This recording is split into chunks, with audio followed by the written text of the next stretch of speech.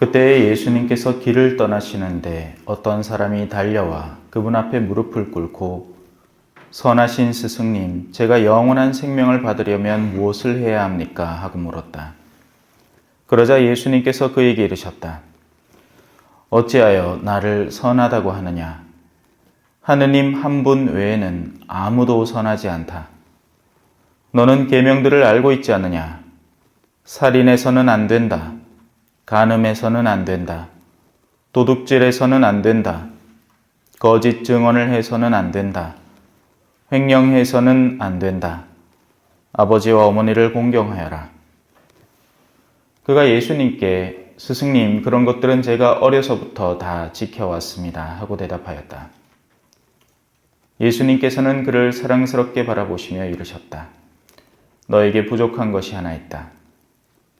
가서 가진 것을 팔아 가난한 이들에게 주어라. 그러면 내가 하늘에서 보물을 차지하게 될 것이다. 그리고 와서 나를 따르라. 그러나 그는 이 말씀 때문에 울상이 되어 슬퍼하며 떠나갔다. 그가 많은 재물을 가지고 있었기 때문이다. 예수님께서 주위를 둘러보시며 제자들에게 말씀하셨다. 재물을 많이 가진 자들이 하느님 나라에 들어가기는 참으로 어렵다. 제자들은 그분의 말씀에 놀랐다. 그러나 예수님께서는 그들에게 거듭 말씀하셨다. 얘들아, 하느님 나라에 들어가기는 참으로 어렵다. 부자가 하느님 나라에 들어가는 것보다 낙타가 바늘귀로 빠져나가는 것이 더 쉽다. 그러자 제자들이 더욱 놀라서 그러면 누가 구원받을 수 있는가 하고 서로 말하였다. 예수님께서는 그들을 바라보며 이르셨다. 사람에게는 불가능하지만 하느님께는 그렇지 않다. 하느님께는 모든 것이 가능하다. 그때 베드로가 나서서 예수님께 말하였다. 보시다시피 저희는 모든 것을 버리고 스승님을 따랐습니다. 예수님께서 말씀하셨다. 내가 진실로 너희에게 말한다. 누구든지 나 때문에 또 복음 때문에 집이나 형제나 자매, 어머니나 아버지, 자녀나 토지를 버린 사람은 현세에서 박해도 받겠지만 집과 형제와 자매와 어머니와 자녀와 토지를 100배나 받을 것이고 내세에서는 영원한 생명을 받을 것이다. 주님의 말씀입니다.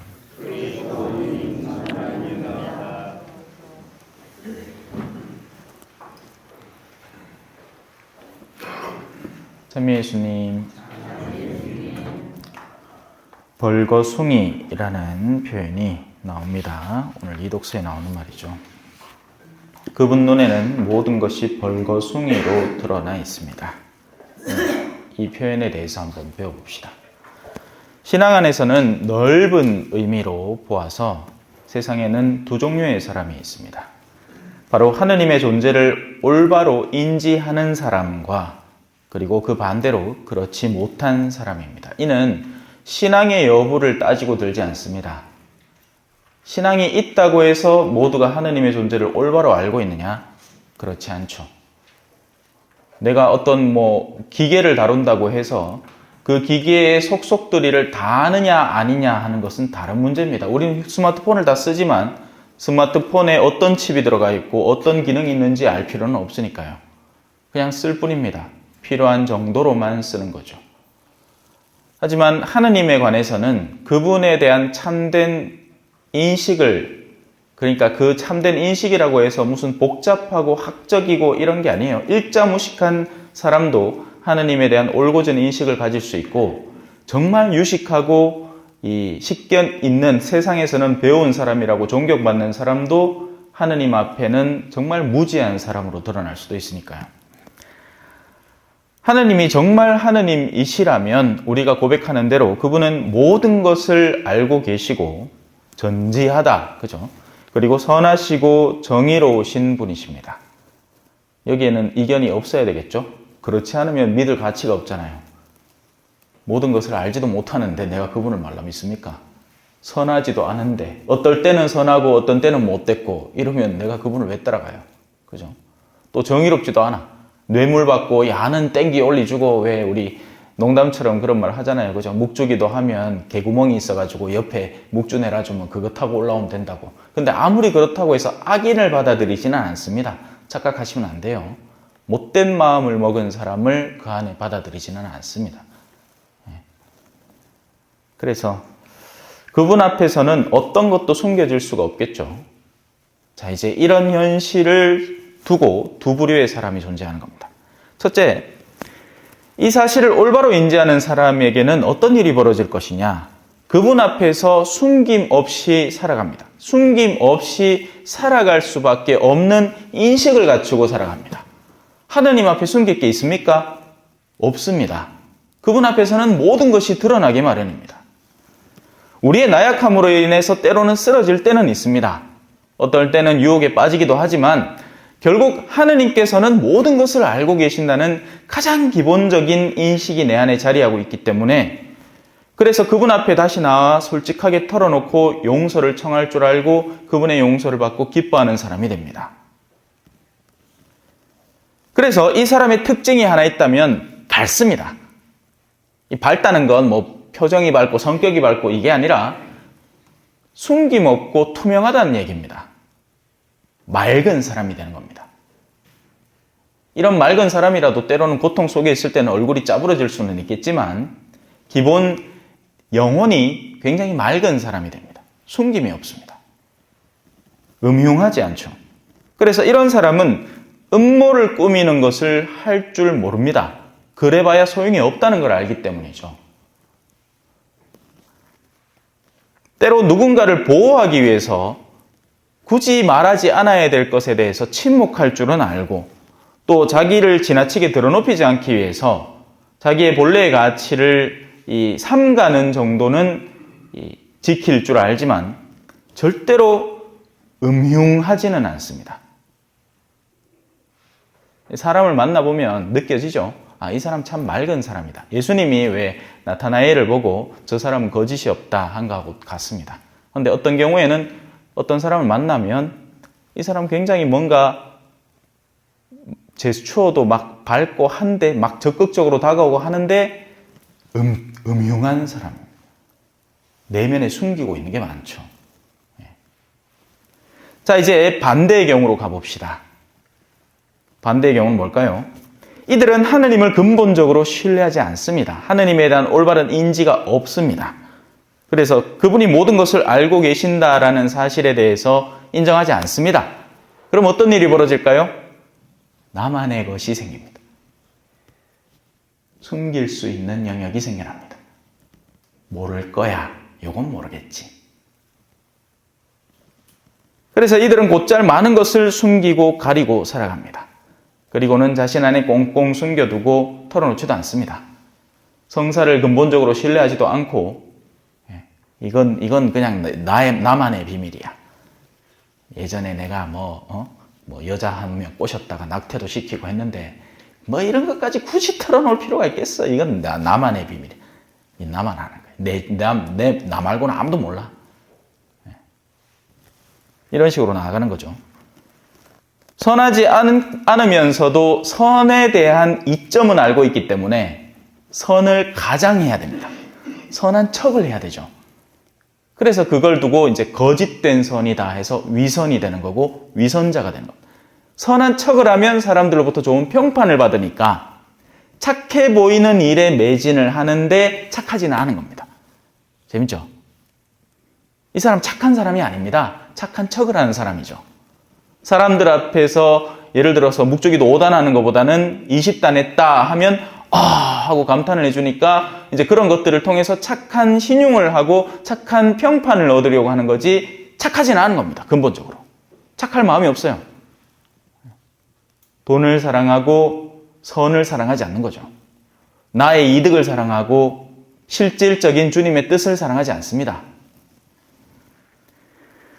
그래서 자신의 내면 속에 이런 것들이 점점 채여갑니다. 분노, 탐욕, 악의 같은 것들이 내 안에서 끓어오르는 것을 사실은 그 자신은 알고 있습니다. 홀로 고요히 있을 때 그것들이 느껴지기 때문에 그래서 그는 가능하면 그 시간을 피하고 도망 다니려 합니다. 그러니 이제 그런 사람들의 자연스러운 특징으로 술을 지나치게 즐긴다든지 아니면 정신없이 일하고 다닌다든지 이런 특징을 보입니다. 왜? 가만히 있으면 괴로우니까. 가만히 있으면 자기 자신이 지옥이 됩니다. 그러니 정신을 빼놔야 되는 거예요. 이 사람들의 반응은 굉장히 즉각적이고 계산적이고 영리합니다. 얌전하게 자기를 성찰하는 시간을 두려워합니다.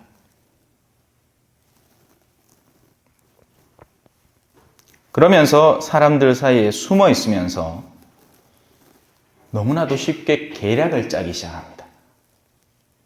이 사람은 세상이 불타는 걸 보고 싶어요. 그래서 곧잘 뉴스를 보고 누군가에게 분노하고 저 엄마가 저따구로 해도 되느냐 막 쌍욕을 하고 막 엄청 증오하고 미워하면서도 또 성당 와서는 거룩한 척을 해야 하는 겁니다.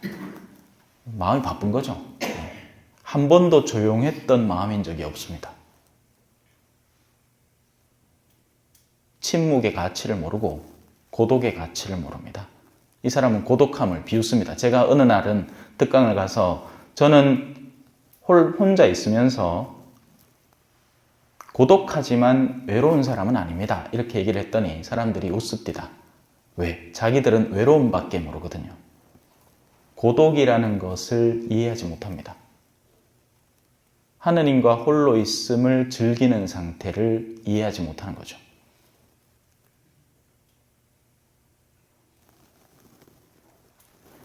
이들은 흔히 신앙생활을 한다지만 정치 활동을 하고 있는 경우가 많습니다. 네 편이냐 내 편이냐 이게 나한테 이득이 되느냐 안 되느냐 이걸 두고 미친 듯이 따지고 있습니다. 신앙생활은 뭐예요? 십자가를 지는 거죠. 십자가는 근본 무슨 의미입니까? 손해입니다. 손해. 저기에 그 어떤 물질적 이득과 어떤 나의 이득점을 찾아볼 수 있어요? 십자가를 지래요. 죽음을 향해서 가라는 겁니다. 왜요? 십자가를 왜 져야 된대요? 봉사자를 하래. 왜요? 그거 하면 나한테 무슨 득이 되는데요? 그거 하면 나한테 떡 생깁니까? 밥 생깁니까? 싫은데요? 뭔가를 주임 신부님이 하재. 그게 우리한테 뭐 어떤 덕이 됩니까? 덕 안 되면 나 안 할랍니다. 왜 해야 되는데요? 계산이 안 맞는 거죠. 그러니 정치적인 활동으로 변질되는 겁니다. 자신에게 영광이 되고 득이 되는 한에서는 일을 합니다. 그래서 돈은 안 되지만 이름이 날 때는 일을 합니다.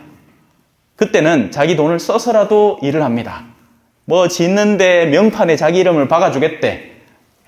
그 정도 되면 내 한 1,000만 원 정도 낼 수 있지.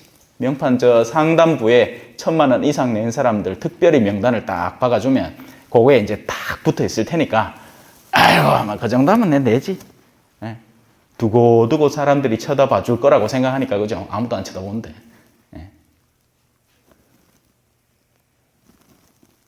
쳐다봅니까? 안 쳐다보잖아요.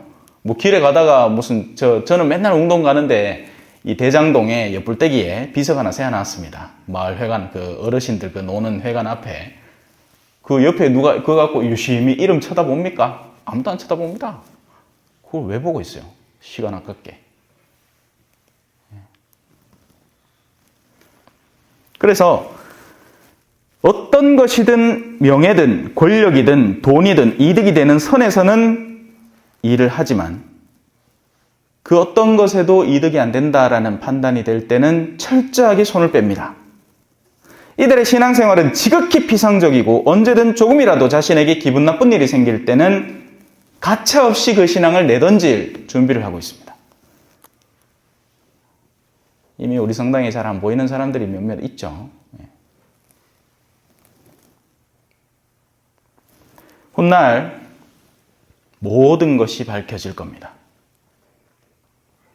하느님 앞에 벌거숭이로 살아간 사람은 일찍부터 그 현실을 올곧게 인지하고 있으면서 그분의 준엄한 심판을 알고 그분 앞에 숨길 것이 없다는 것을 알기 때문에 그동안 사람들 사이에 숨겨진 그들의 덕으로 훗날 칭찬을 받게 됩니다. 아니, 저 사람이 저런 마음을 숨기고 있었어? 아니, 저런 걸 견뎌냈던 거야? 저 나이에? 아이고, 나는 이 나이에도 그걸 못 견디는데. 아이고, 저 어린 시절부터 저러고 있었네. 반대로 음흉했던 사람, 하나님을 속일 수 있다고 자신했던 그들, 사람들 사이에 교묘하게 파고들어서 끊임없이 사람들을 이간질시키고 정치적인 활동을 주도했던 그들은 자신의 내면에 존재해오던 것들이 만천하에 드러나게 되면서 어마어마한 수치를 겪을 겁니다. 거기에서 끝나면 다행이겠죠. 하늘나라는 모든 이들이 모여서 함께 기쁨을 누려야 하는데 그런 활동을 지상에서 꾸준히 수행해온 사람은 부끄러워서 못 들어가는 겁니다. 거기에. 저기 어떻게 들어가요? 저기는 맑고 투명한 영혼들이 가득한 곳인데 내가 지금까지 숨겨온 곳으로 저기를 어떻게 들어갑니까? 지옥이 여러분 이렇게 상상하죠. 나는 천국 진짜 가고 싶은데 쫓겨나서 지옥을 간다고 상상을 하죠. 그게 아닙니다. 빛을 비추면 그림자들은 빛을 피해서 도망다닙니다. 그게 지옥입니다. 지옥이라는 곳은 자기가 거기에 가는 것이 빛 앞에 머물러 있는 것보다 더 나은 상태라서 그쪽으로 물러가는 겁니다. 착각하면 안 됩니다. 쫓겨난다고 생각하시면 안 돼요. 거기가 제일 나은 옵션이라서 거기 모여 사는 겁니다. 그래서 어찌 보면 지옥은 하느님의 자비의 손길의 최후의 마지노선인 거죠. 내 앞에 있는 것이 너희가 괴로우니 거기라도 있으라. 그래서 심판이라는 요소는 복잡다단한 게 아닙니다. 우리는 뭐 영화 같은 거 이렇게 보면 한 사람을 심판한다 하고는 앞에 두고 막 명단을 쫙 무슨 이래 두루마리 같은 거 쫙 펼쳐가지고 누구 언제 뭐 했고 이렇게 예상을 하잖아요. 아닙니다. 심판은 이미 지금부터 우리의 내면 속에서 시작되고 있는 중입니다. 그리고 마지막 추수 때 하느님은 추수할 뿐인 거죠. 익은 것은 당신의 창고에, 썩은 것은 쓰레기통에. 아멘.